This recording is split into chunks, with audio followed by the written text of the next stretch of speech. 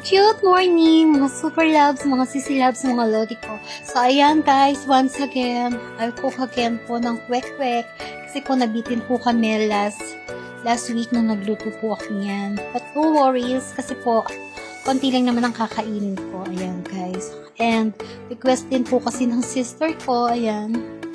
Gusto po nilang matikman ang aking masarap na kwek-kwek. Kaya ayan guys. Yan na naman po ulam namin ngayon. And then, gumawa din po ako ng sausawan po niya. Nilagyan ko po siya ng bawang, sibuyas, tsaka po ng pipino. Ayan, para po bagay na bagay siya sa mainit na kanin. Then, yun na po yung ulam namin. And then, guys, kung nagluluto po pala ako ng kwek-kwek, nilalagyan ko po siya ng anong nga ba to? Nilalagyan ko po siya ng kinchay. Ayan.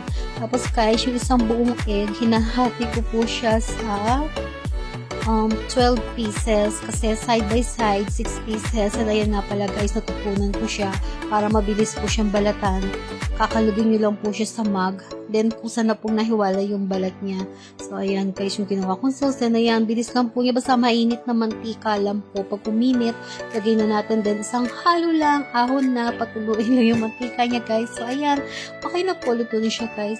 Thank you for watching. Have a blessed Monday to all of you guys. God bless us all.